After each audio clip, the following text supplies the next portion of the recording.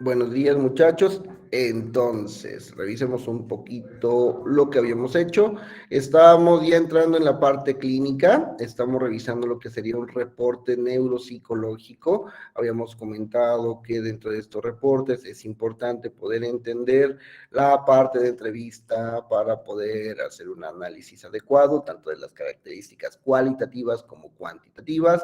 Está la ficha de identificación, motivo de consulta, historia clínica, estudios realizados, medicamentos, pruebas aplicadas. Hasta este momento ya íbamos revisando el contenido de nuestro reporte, la presentación y conducta, qué viene, cómo viene, qué características revisar, cuáles no, y tenemos los resultados que se van organizando en tablas y en perfiles. Para este momento tuvieron que haber cursado entrevista psicológica, pruebas psicológicas, estadística psicológica,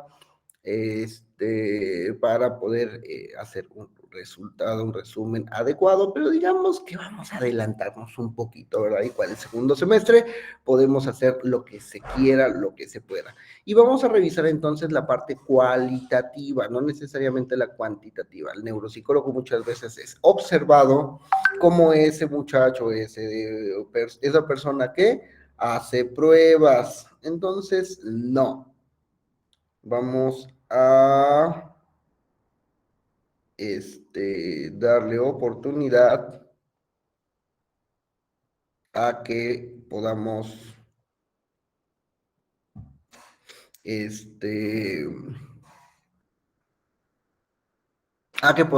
revisar la parte cualitativa, el aspecto de observación clínica. ¿Qué habíamos dicho que significa observación clínica o la clínica?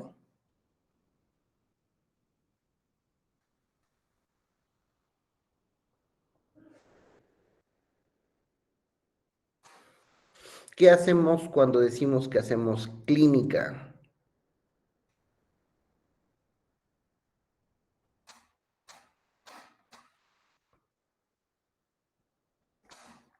Empecemos de abajo para arriba. Wendy, ¿qué hacemos cuando hacemos clínica?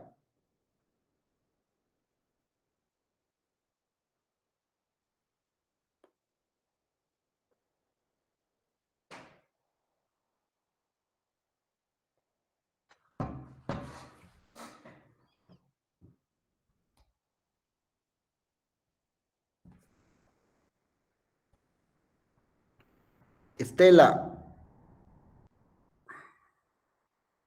Dígame, profe. ¿qué hacemos cuando hacemos clínica?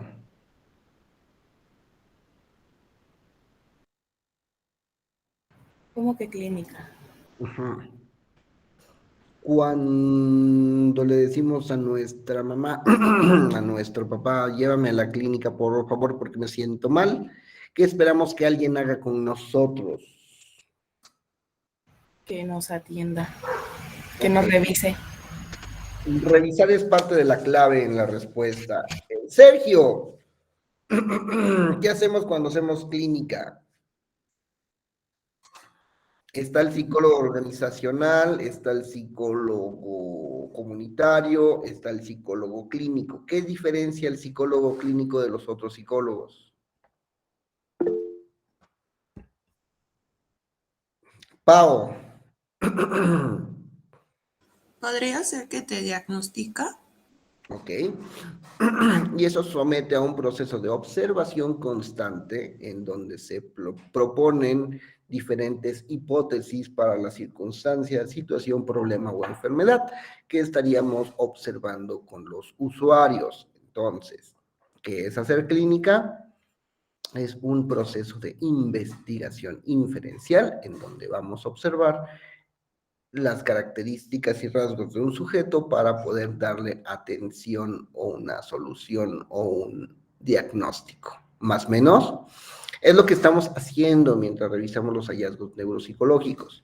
Entiéndase que este reporte se espera que ustedes como especialistas en neuropsicología puedan tener el perfecto entendimiento de cada uno de los conceptos que viene expresado acá. Sin embargo, no necesariamente es algo que ustedes puedan desarrollar en segundo de licenciatura. De hecho, hay maestrías que permiten hacer toda esta comprensión de un paquete teórico y de conocimiento.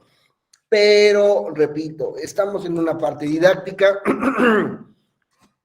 DSM-4, a diferencia de DSM-5, busca muchísimo, de manera muy organicista, muy modelo médico, que pudiéramos tener el conocimiento de aspectos biológicos, de aspectos clínico-médicos, estos conceptos para que nuestra atención como psicólogos sea más completa y compleja. Sin embargo, pues están empezando, chicos. Tampoco les voy a forzar mucho, pero sí necesito que vayamos muy entendido qué son conceptos de funciones psicológicas superiores, lenguaje, atención, para que podamos trabajarlo constantemente, ¿vale? Ya dimos una revisión de lo que era el lenguaje, que se divide en lenguaje comprensivo, expresivo, escritura y lectura.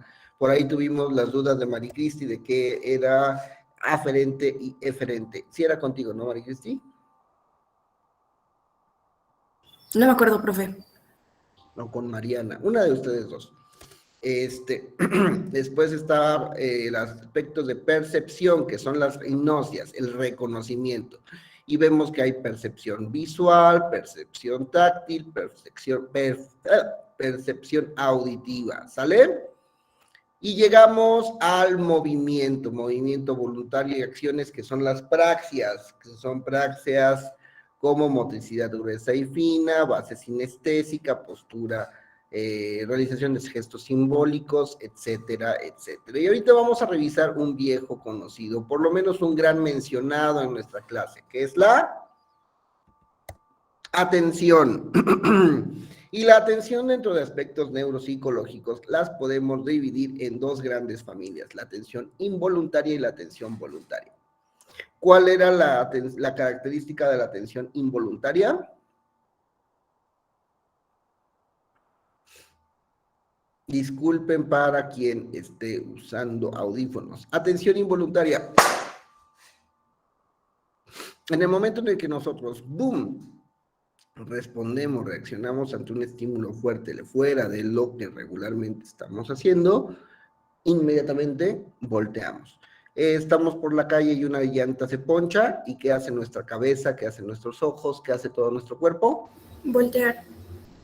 ¿Por qué? Porque es una manera específica de reaccionar de manera involuntaria. Entendamos que los reflejos atencionales, muchos están asentados en el primer bloque funcional luriano, que es el que nos permite tener vigilia, o sea, estar despiertitos. Y eso nos permite mantenernos seguros. Recuerden que dentro de nuestro mapa biológico, genético, es importante preservar la especie. Y si nosotros nos morimos, pues no podremos preservar la especie, ¿verdad? Y tenemos entonces la atención voluntaria, y esa se divide en focalidad, estabilidad, inhibición y atención. La atención dividida, la divisibilidad. ¡Ay, qué difícil palabra! Divisibilidad. ¿Alguien me ayuda?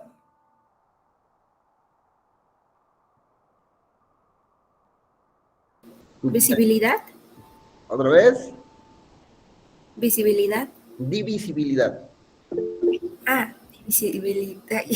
O sea, la forma en la que podemos dividir nuestra atención y la atención espacial. Vayamos poco a poco. Atención voluntaria dentro del aspecto de focalidad. Es una identificación en el estímulo entre varios o a la atención a detalles en general, ¿sale? Es, por ejemplo, cuando nosotros vamos por la carretera y le pedimos a nuestro compañero de asiento que juguemos a bocho amarillo. Entonces estamos constantemente intentando localizar un Bocho amarillo. bocho amarillo. Perfectamente bien contestado. El volumen. Aquí lo que viene que dice PIEN de 2 dígitos directos, STRUP 5 dígitos, Tray Making Test, es las pruebas que nosotros podemos utilizar para valorar específicamente ese tipo atencional, ¿sale?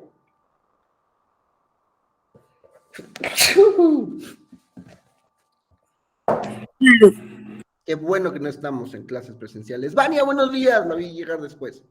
Hola, sí, prof, disculpe, tuve un problemita muy grande. Ay, Espero perdón, todo. perdón. En serio, hoy todo el mundo está muy salvaje, muy salvaje. En la calle venía sorteando automóviles como si no hubiera mañana. Bueno, entonces, el volumen va a ser referido al spam atencional, lo habíamos comentado en otras clases. ¿Cuál es el número mágico para que una persona puede grabarse, memorizarse un número telefónico? 7 más menos 2. ¿Jan? Bueno, bueno, según yo, como, es que no es de memoria, pero está esta técnica como de hacer las cosas como en tres.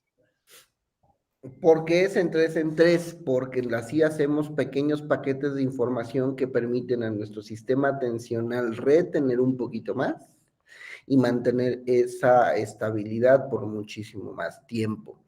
Por ejemplo, me tengo que aprender 9 nombres completos. Entonces, si yo tuviera que buscar retener en mi atención, en mi foco atencional, pensemos que son nombres cortos, o sea, de 3 palabras por nombre, yo tendría que hacer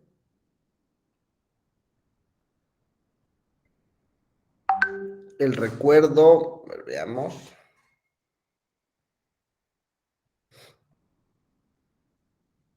3 por 9, 27 palabras de recuerdo. Mientras que si yo hago grupos, puedo decir, Juan Carlos, Juan Pérez Tello, Linda Torres Aguilar, es un grupo, y así sucesivamente. Se supone que nuestro spam atencional es de hasta 9 dígitos. Hay personas que superan un poquito eso. El mínimo que deberíamos de tener es de 5 dígitos, que pudiéramos tener 5 piezas de información en nuestro proceso focal, en nuestra atención focalizada. O sea, una lista de palabras de 5 elementos: perro, gato, caballo, pingüino, tortuga, panda. ¿Quién me repite esas 5 cosas, 5 animales? Perro, pingüino. Y ya. Le dije la palabra perro, le dije la palabra gato, le dije la palabra tortuga, Maricristi. De las que dijo, perro. Y en ese caso vamos revisando si pudo atender esa palabra, si no se le escondió, pensémoslo así. No estamos evaluando memoria. ¿Por qué? Porque si fuera de memoria, buscaríamos hasta la saciedad que Maricristi pueda repetir esas preguntas, esas palabras. Pero lo que buscamos es saber si pudo tener un volumen de spam atencional para ver si retuvo esas palabras. Regularmente se hace con dígitos. Se pone en serie de dígitos. Por ejemplo, Maricristi, repita después de mí. 5, 3, 2, 4. 5, 3, 2, 4. Y eso significa que tiene un spam atencional de 4. Si dice 5 después, 5, 6, 7, hasta técnicamente 9. ¿Sale? Repito, si está en un rango de entre 5 y 9, la persona está cool, pero si no lo puede hacer menos de 5, aguas. Porque puede ser que exista por ahí un spam atencional corto. Veamos otra, estabilidad o atención sostenida, que es el mantenimiento de la atención por algunos minutos durante la duración de una sesión. ¿Qué tanto puedo yo prestarle atención a las cosas? Pensemos en una novela, en un capítulo de La Rosa de Guadalupe. ¿Qué tiempo tarda un capítulo de La Rosa de Guadalupe, chicos? 45 minutos. De los cuales técnicamente 20 son solo historia. Entonces nos ponen un comercial a cada ratito. Y aunque tenemos interrupciones en la historia, en la narrativa, aunque no es una historia fluida, ¿qué pasa mientras estos 40 minutos de atención ocurren? Pues que sí me aprendo todo lo que dijo, ¿no? Y, ay, es que en La Rosa de Guadalupe dijeron cómo hacer aguas locas. Y primero le pones el tang y después le buscas el garrafón. ¿Me explico? O sea que no es lineal. Es en general qué tanto puedes mantenerla, sostener este proceso atencional. Imagínate jugar bocho amarillo y no ver ningún otro auto, ninguna otra señal durante 6 horas. Hay personas que abandonan la tarea porque es muchísima atención sostenida. Inhibición, la capacidad para inhibir distractores, para quitarnos de cosas que nos están llamando mucho la atención. Imagínense chicas que van por la calle y de repente un muchacho cabello largo, tatuado en una motocicleta de 1.80, muy varonil, va pasando lentamente.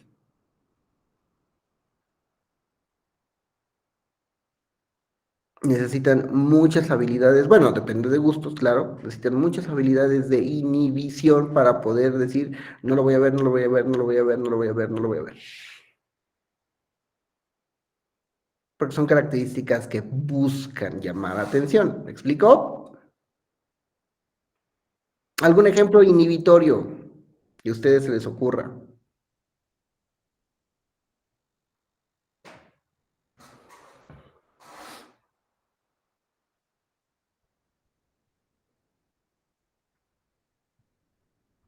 No podría aplicar, por ejemplo, cuando, ay, perdón, no levanté la mano. ¿Sigo hablando o le doy la palabra a Jan? Dale, vale, dale. Bueno, ok, no aplica, por ejemplo, cuando pues uno está a dieta y no sé, va a un restaurante por algo así super fit y de repente le enseñan una promoción, ¿no? O un postrezote así bien delicioso, pero uno tiene que controlarse para no caer en la tentación, pero no puede evitar no verlo o no aplica. O eso sería como que más. Es un poco más complejo, vale, pero sí aplica las características inhibitorias, sobre todo de su sistema de función ejecutiva, porque existe ya dentro de la planeación del sistema ejecutivo que a usted le encanta el pastel de chocolate marmoleado y dice, no puedo comer ni un gramo de pastel de chocolate marmoleado porque voy a perder la dieta. En ese caso, sí hay un proceso atencional muy intrínseco dentro del proceso, pero digamos que es otras características.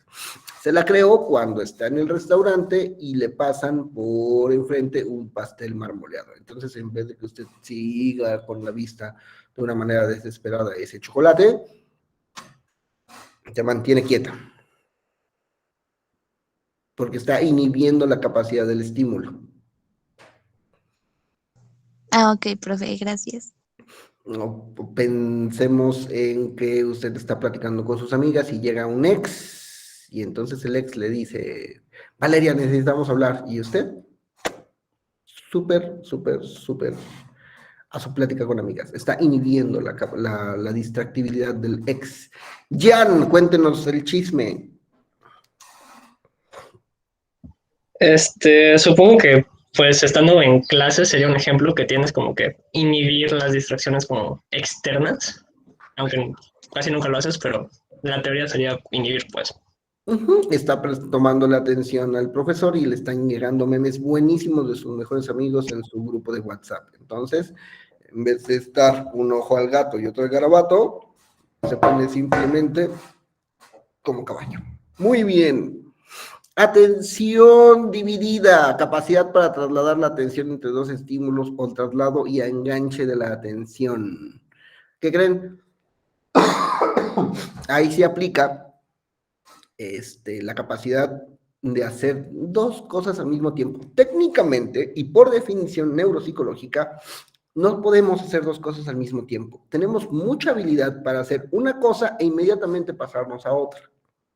pero hacer dos cosas al mismo tiempo es de lo imposible, casi, ¿sale? Hay mujeres que van manejando, se van maquillando y van regañando a la amiga que le dijo que sí de nuevo al ex. Maricristi.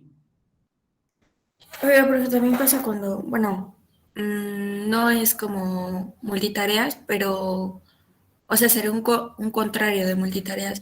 Cuando mi mamá se va a estacionar y le baja la música, ¿por qué pasa eso? Si son, o sea, son cosas completamente diferentes. Uno es visual y otro es auditivo. Ajá, pero es precisamente por estas características simultáneas. De hecho, se espera que en ese ejemplo puedan hacer dos actividades de la misma naturaleza para poder checar ese tipo de,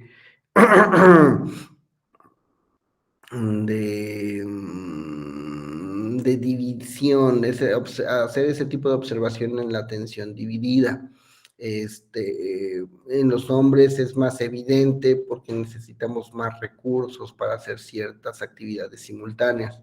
En las mujeres no tanto. De hecho, creo que es la primera mujer que escucho que le baja el volumen al carro para poder prestar atención a la posición visoespacial, al movimiento, al espacio que se va a entender, pero sí, más o menos a eso se refiere, que de una acción podamos pasar a otra.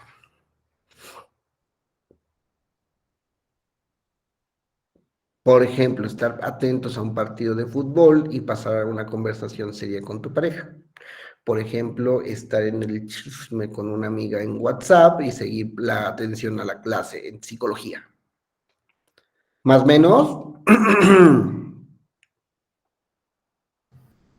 Sí, prof. Y tenemos la atención espacial, que es lo que el comentario que nos hacía Mari Cristi, la capacidad para atender campos visoespaciales, ¿sale? ¿Cómo lo podríamos poner a prueba? Agarramos a un niño, le decimos que tome una pelota y la aventamos hacia el aire. La capacidad para poder cacharla, entenderla, si bien tiene que ver con praxias, si bien tiene que ver con equilibrio y demás, dentro de la capacidad visoespacial de poder buscar un objeto a lo largo del espacio, estaría presente, ¿sale? Eso no lo tienen los perros, ¿verdad? ¿En las qué? Perros. Los perros tienen muchísimas habilidades visoespaciales. Para muestra, díganles que se metan por un lugar que aparentemente no caben y los perritos se hacen como muy chiquitos y pasan rápido. Pero entonces, ¿por qué es cuando les lanzas una pelota y no la lanzas? Ah, eso es otras cosas. Por ejemplo, los mapas cognitivos que se van haciendo los perros. Nosotros también nos pasa, no sé si vieron en su libro de desarrollo humano, en que hay pruebas que se hacen con los infantes, por ejemplo. Cuando jugamos el chiste, el truco de que tengo tu nariz y el niño se la cree,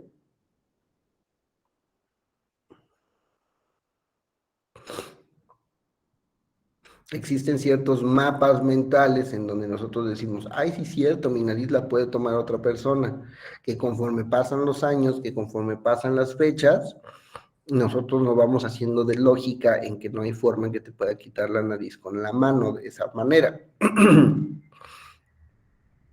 Y el chiste deja de ser divertido. Con los perros, como se sabe que un objeto se tira, la lógica es que existe una trayectoria, pero como no existe la trayectoria, es donde los perros se hacen como que dicen, ay, esto que está pasando, hasta que ocurren suficientes veces para que el perro simplemente deja de ir. Pero eso es por aprendizaje.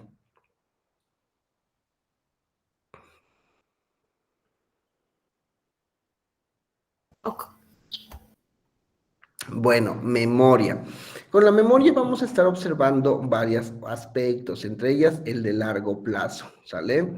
Los aspectos de largo plazo, ¿cómo a qué se refieren? ¿Cómo a qué les dicen, chicos? Alexis, cuéntenoslo todo.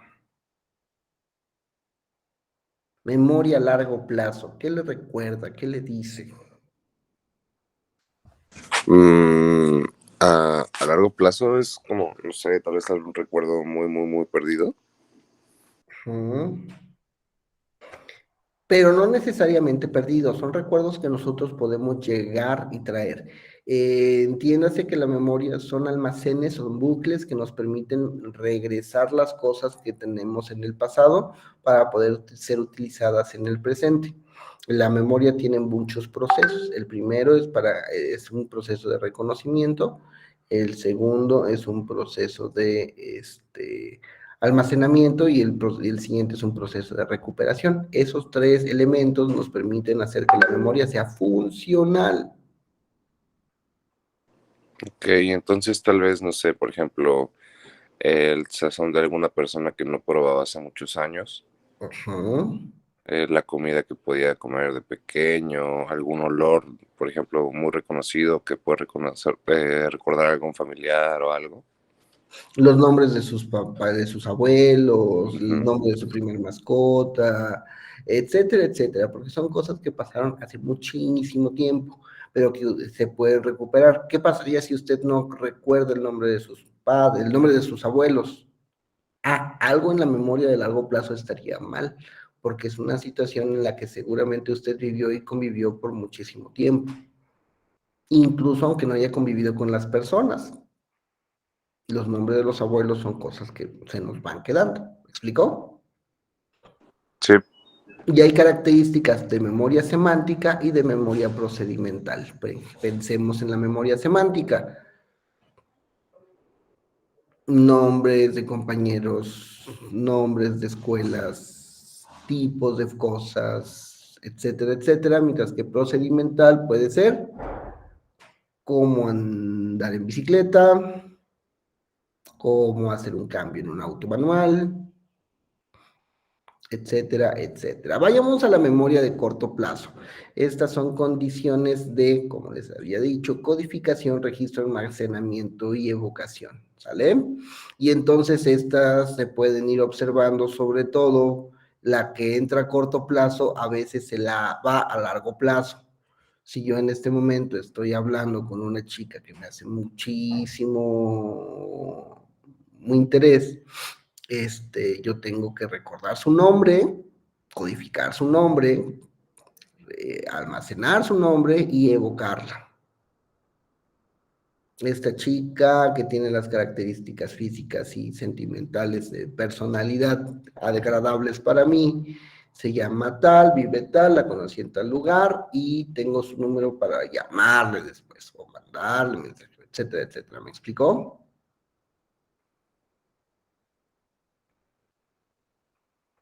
Y eso se da a corto plazo. ¿Cómo se puede ir evaluando? A lo mejor con el aprendizaje de listas. Decimos, ahora sí, una serie de 10 palabras en donde vamos a observar de qué forma podemos aprender palabras. Entonces decimos carro, bicicleta, autobús, avión, helicóptero, patín, patineta, y vamos repitiendo las palabras que fueron dichas o dadas, ¿sale?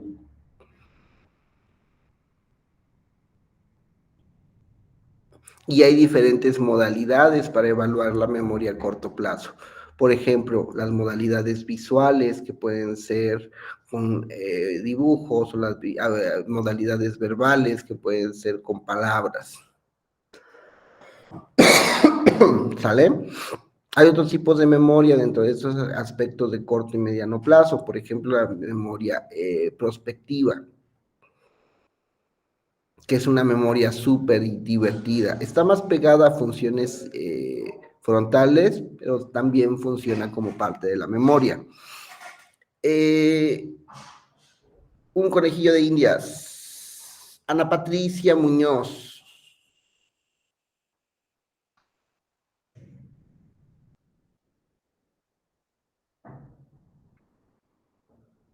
No me escucha. Brian Giovanni. Buenos días. Buenos días. Gracias por ser el conejillo de Indias el día de hoy.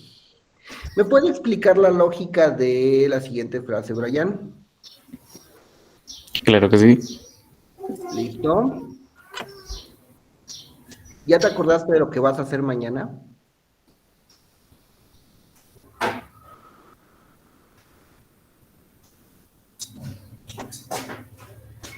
Mm, ¿Cómo? No entiendo.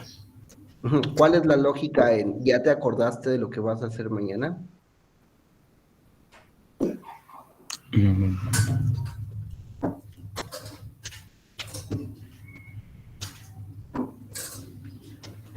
¿Qué va a hacer mañana, Brian? Tomar mis clases y hacer las cosas cotidianas. No lo entiendo muy bien. Entonces, ¿cómo puede acordar algo que todavía no pasa? Eh, Eso es memoria prospectiva. ok, Es una forma en la que nosotros podríamos tener una programación de algo que va a suceder, pero que no trabaja como una planeación, sino más como un recuerdo. Lo que está recordando Brian es parte de su rutina, pero imagínense que en esa rutina no alimenta al perro, imagínense que en esa rutina no paga las cuentas de luz, de agua, de internet. Y es donde se puede volver problemático. Qué divertida es la memoria, ¿verdad?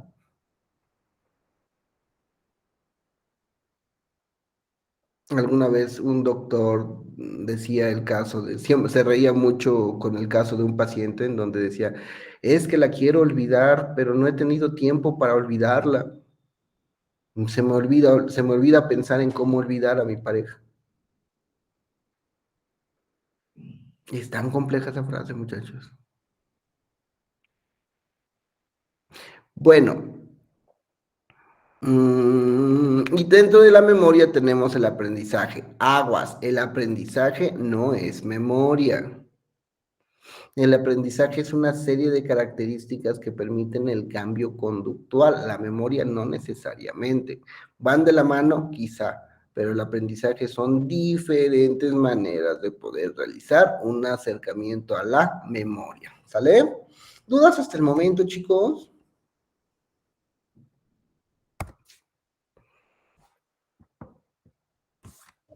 No, por ahora no.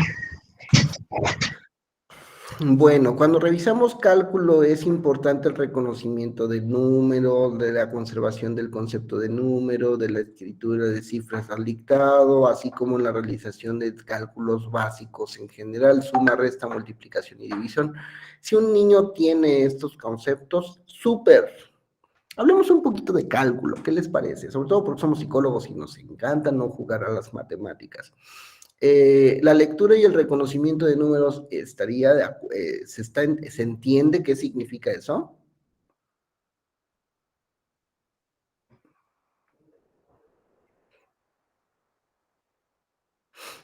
Que nosotros podamos observar, reconocer y discriminar las grafías que representan 1, 2, 3, 4, 5, que representan 6, 9, 1, 3, 2.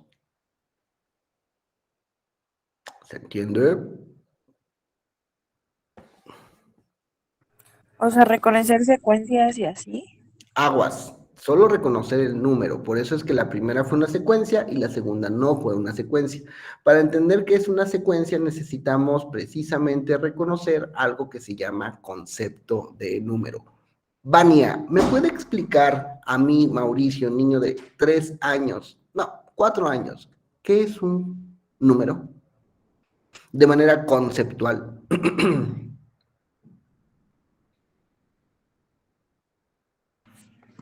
Pues son simbolitos que te ayudan a conocer cantidades. ¿Qué es una cantidad? Pues, como, ¿cuánto hay de algo? ¿Qué es cuánto? No me- Algo lo entiendo, pero cuánto no lo entiendo. Este, mm, ¿hay cuánto? Sí, que es cuánto. Tengo 4 años Ajá. y todavía me meto los dedos a la nariz, entonces. Mm.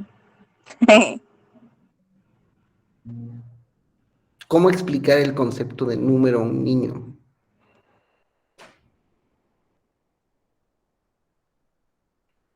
Va un poquito más fácil. Bueno, Mari Cristi, dígame.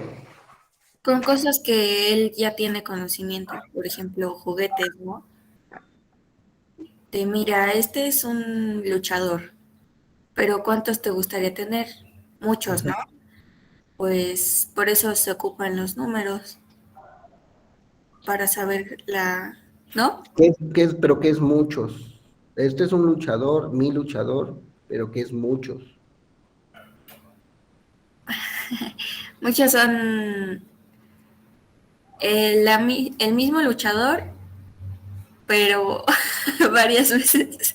No, ¿Notan cómo es muy complicado esto?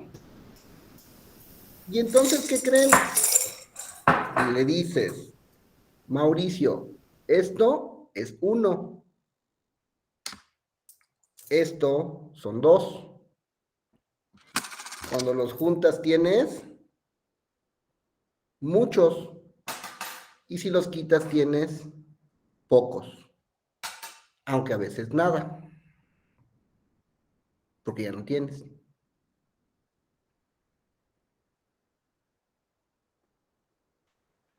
sí fue más sencillo. Y por eso nuestras maestras de kinder, de primaria, ¿qué nos hacen? Nos hacen poner en bolitas y en palitos, en frijoles, en popotes, en lápices, en colores, conceptos de mucho, poco, nada, conceptos de 1 que representa 1, 2 que representan 2.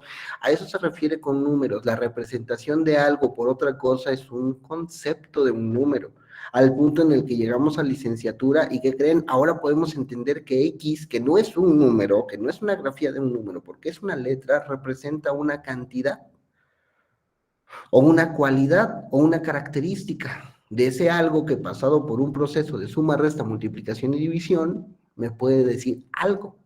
Por ejemplo, X igual al promedio que tengo de las clases que he ido adquiriendo.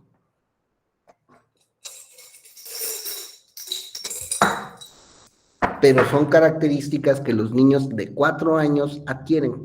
Un niño de 4 años es capaz de contar hasta el 4.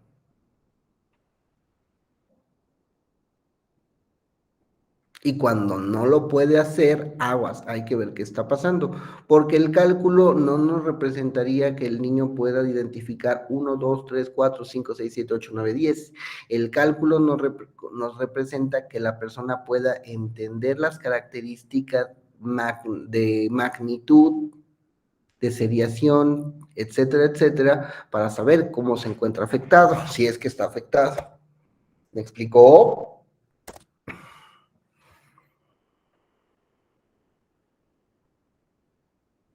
Bueno, vamos con las funciones ejecutivas, y estas son muy sexys. Todo el mundo te dice función ejecutiva, y son cool porque están como muy para la programación de las actividades que tenemos que hacer como personas, pero hay que irlas entendiendo bien.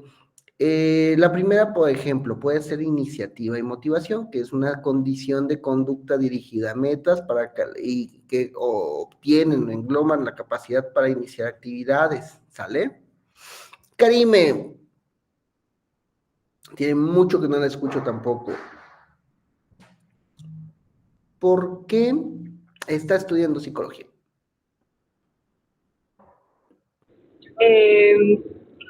Porque me gustaría escribir un libro.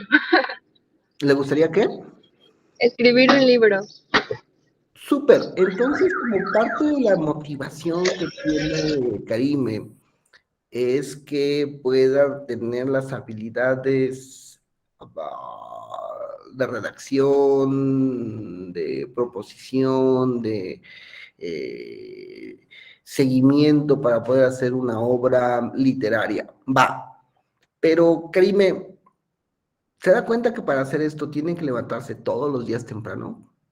Hacer proyectos que a veces no entienden, conversar con personas que a veces son desagradables, estar enfrente de clases que a veces son un poquito tediosas y que todo eso tiene que hacerlo en línea y ya ni siquiera presencial, en donde antes le pegaba el airecito y podía reír con alguien, ahora es simplemente detrás de una fría pantalla. ¿Por qué?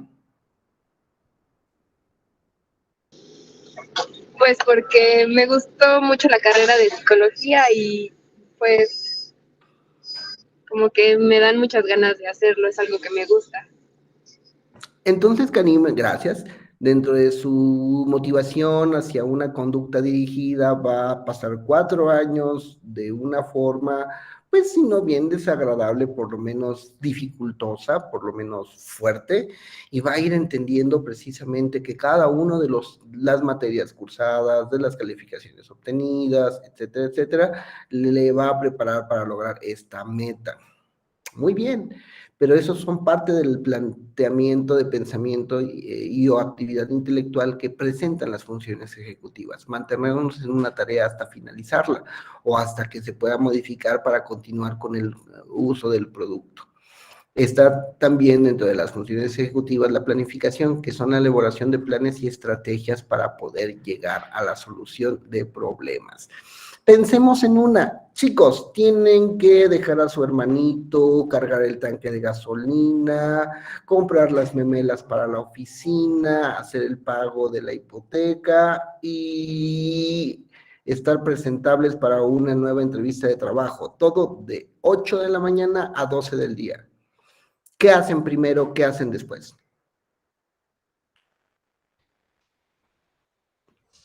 Y dentro de ese planteamiento de elaboración de planes y estrategias, vamos observando cómo se encuentra la planificación dentro de nosotros.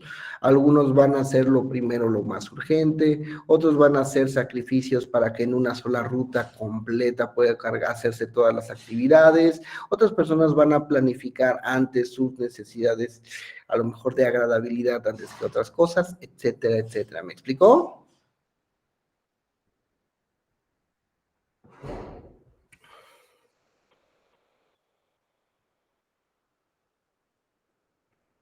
Y a eso se refiere sobre todo con la planificación. Inhibición, que son las capacidades de distractores internos y externos.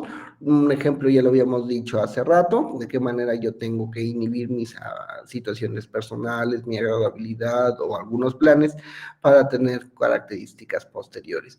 Y después está la flexibilidad, para saber cuál es la flexibilidad de cambiar en ciertos momentos de opinión antes de poder realizar esas características. Está también el monitoreo, que es la verificación y el control, la fluidez, la capacidad de abstracción, la velocidad de procesamiento y estas características de funciones cálidas y funciones frías.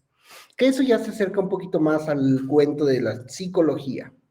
Funciones cálidas, por ejemplo, como juicio y toma de decisiones. Funciones frías, por ejemplo, como toma de movimientos, a lo mejor de mucha planeación y estrategia. A ver, ¿a quién molesto hoy? No, Ismael lo molesté la semana pasada. ¡Mijael! Aunque a Rocío no le he escuchado tampoco. Y a Sergio mensajes. Mijael, vamos a tomar una decisión cálida. ¿Qué le parece? Usted está saliendo con Brittany. Pésimo nombre. Y también está saliendo con Britney. Ajá. Brittany es una chica muy agradable, linda, coqueta, que le lleva torta todas las mañanas. ¿De qué es la torta? ¿De qué es la torta? De huevito con jamón. Huevito con catsup. Y Britney es una chica muy guapa, muy modosa, pero que le da unos besos extraordinarios. ¿Con quién se queda? ¿Con la primera, no? No lo sé. Algunas personas dentro de estas funciones ejecutivas cálidas podrán haber dicho una u otra, dependiendo las necesidades, dependiendo las situaciones, dependiendo los gustos.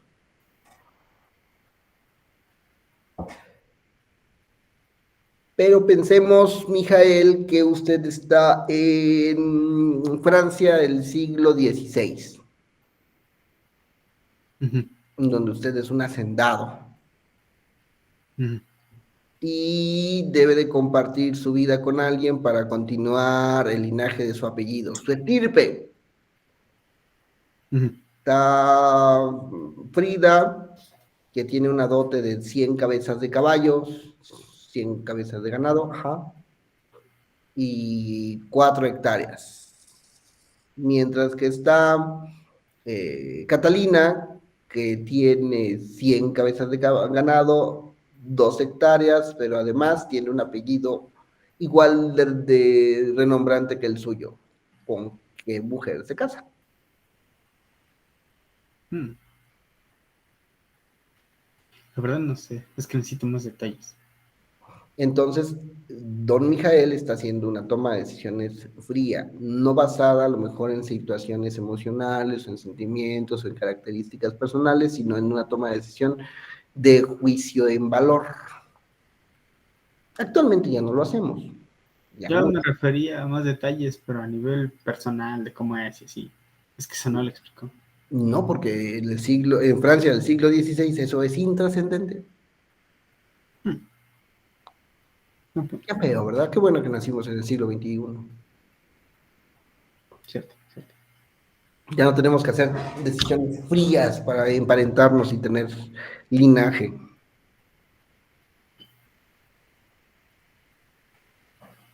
Ahora, más o menos con la función ejecutiva, chicos. Sí, profe. Jay, dentro de estas características está la inteligencia. La inteligencia sí es una situación muy de psicólogos, ¿sale? Porque la inteligencia se reporta sobre todo con un aspecto que se llama CI. ¿Alguien reconoce el CI? ¿Qué es este concepto? Coeficiente intelectual. Coeficiente intelectual. ¿Y a qué se refiere, Maricristi?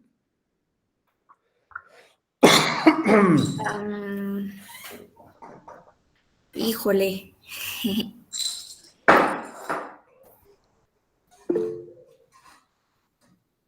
¿Alguien levanta la mano? No, pero no lo veo.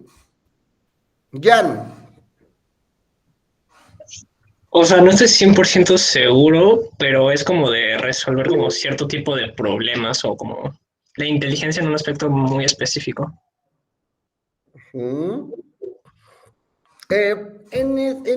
psicología, el CI es una medida de inteligencia que se obtiene de la siguiente manera, más o menos, ¿sale? Imaginemos que tenemos a 100 personas que agarramos de la calle, más o menos en la misma edad, más o menos del mismo género, más o menos en las mismas condiciones de vida.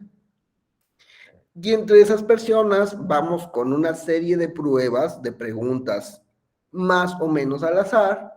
Vamos a hacer una escala del 1 al 100. Digamos que una persona contestó 60 de esas preguntas, otra persona contestó 30 de esas preguntas, otra persona contestó 100 de esas preguntas, otras personas contestaron 3 de esas preguntas. Entonces, esas preguntas están hechas de una manera en donde muchas personas van a contestar muchas preguntas, pero muy pocas, todas, y muy pocas, ninguna. Entonces, yo voy a poner yo voy a medir con esa prueba dónde estoy dentro de esas 100 personas. La gran cantidad de esas personas van a estar en un rango de entre el 90 y el 100.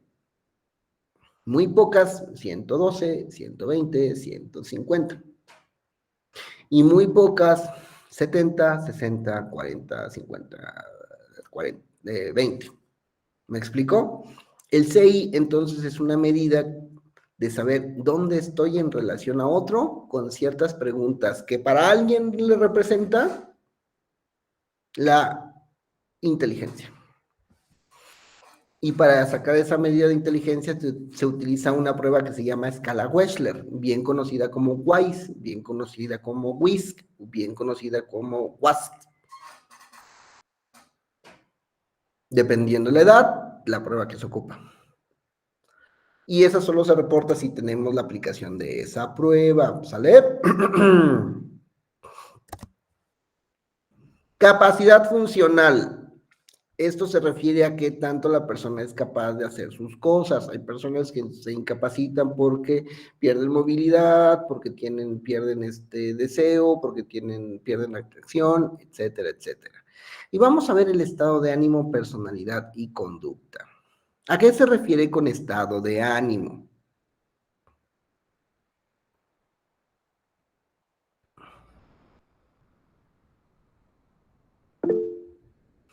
Cristi.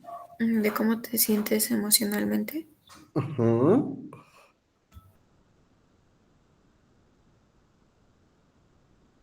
Y en ese sentido, ¿qué vamos a observar? Espectros entre depresión y manía, cambios de personalidad, alteraciones en conductas, impacto de lo que está ocurriendo con la persona, el estado de ánimo como ansiedad, depresión, ideación suicida, intento suicida. ¿Sale?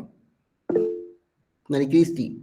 Oiga, profe, tengo una pregunta. Por ejemplo, conozco un poquito sobre el trastorno que tiene estas dos, la depresión y la manía. El depresivo maníaco, creo que sí. Maníaco depresivo. Ándale. O sea, como si nos dan que tenemos que evaluar entre depresión y manía, pero tiene los dos, ¿cómo se evalúa? O sea, ¿cómo sabes que tiene los dos?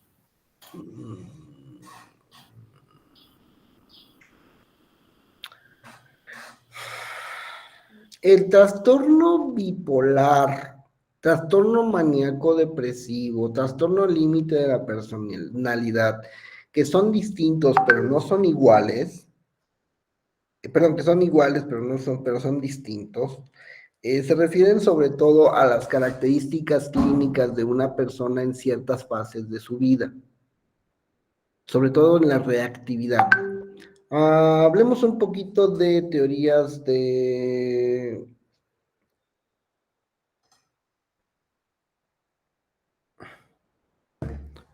Permítanme.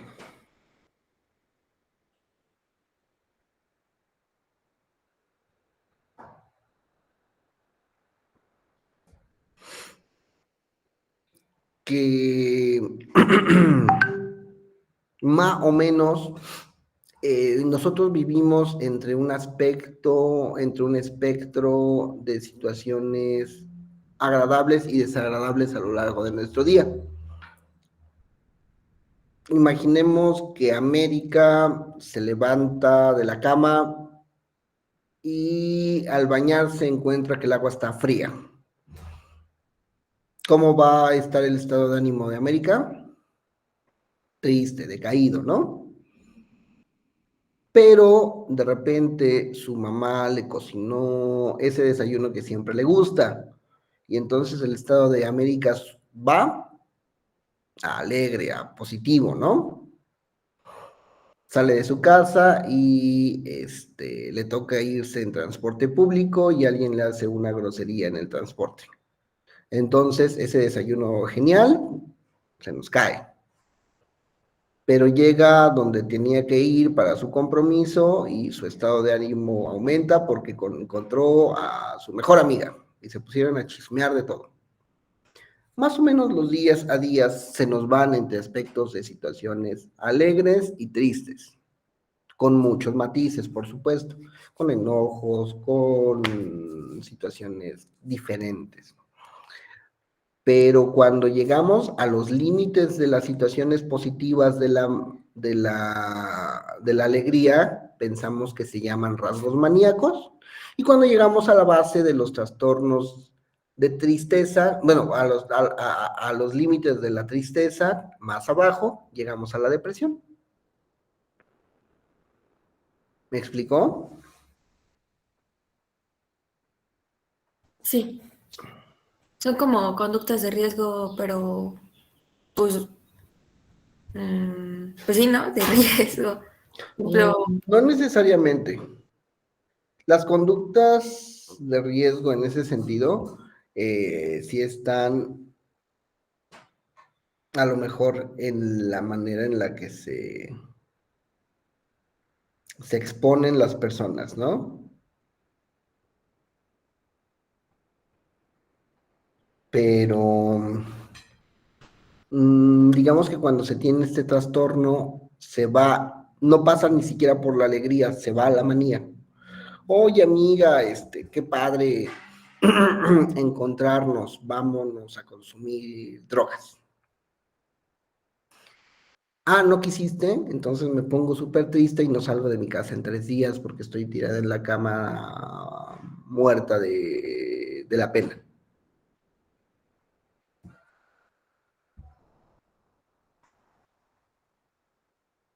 Y así van brincando de un extremo a otro extremo. En otros trastornos se están un momento, mucho tiempo, 2, 3, 4 semanas en fases maníacas y tienen muchos novios o participan en arrancones o tienen peleas muy enérgicas con sus parejas o deciden cosas muy fuertes como terminar con sus empleos o abandonar proyectos que tienen. Mientras que en las fases bajas no quieren salir de la casa, están ansiosas todo el tiempo, bueno, se está ansioso todo el tiempo, intentan y piensan en el suicidio como una solución salida, etcétera, etcétera. Pero digamos que es por más tiempo. ¿Cómo hacer las distinciones? Sí, sí es necesaria una evaluación completa y multifactorial, porque a veces los clínicos pecan un poquito de decir las cosas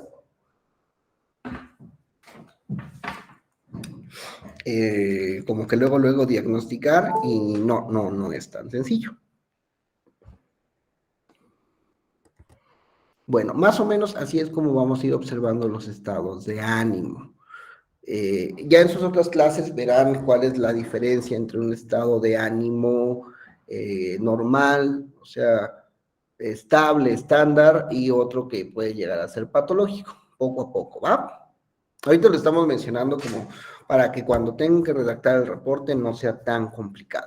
Y bueno, entonces vamos al diagnóstico, que es observar cuáles son los procesos conservados, cuáles son los alterados, cuáles son las situaciones que las personas están entendiendo como un problema, cuáles se les escapan de su conciencia y en cuáles están observando situaciones de déficit, ¿va? Lo que hay que ir buscando sobre todo es el mecanismo de alteración que está. Podemos tener un mecanismo de alteración en los números, podemos tener un mecanismo de alteración en la forma en la que percibimos las cosas, podemos tener un mecanismo de alteración en la manera en la que estamos observando la acción y demás, ¿vale? Dentro del pronóstico está que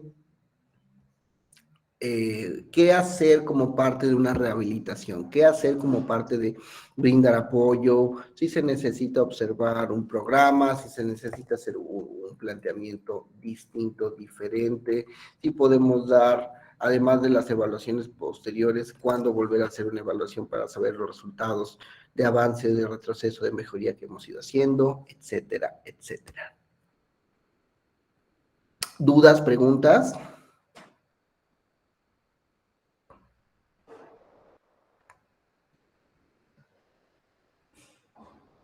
No, profe. Súper. El reporte lo van a tener en la plataforma para cuando se tenga que hacer. Mañana vamos a empezar con el proceso de evaluación, ¿sale? Voy a empezar a presentarles una prueba que se llama Neuropsi, que nos va a permitir observar más o menos estos fenómenos, ¿ok? Mañana la empezamos, es una prueba muy sencillita, muy cortita, probablemente la acabemos el día de mañana, para que las próximas 2 o 3 semanas podamos dedicarle tiempo a las exposiciones de las funciones psicológicas superiores, como atención, memoria, lenguaje, etcétera, etcétera, etcétera. ¿Va? Manden por favor sus equipos con de Sergio y nos saludamos el día de mañana, chicos. Termino la grabación.